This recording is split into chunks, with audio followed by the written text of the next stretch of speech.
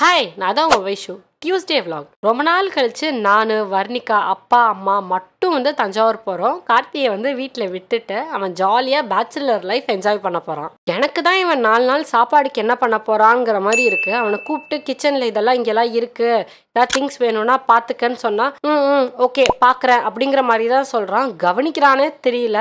என்னை பேக் பண்ணி அனுப்புறதுல தான் குறியாகவே இருக்கான். 11 o'clock தான் ட்ரெயின்.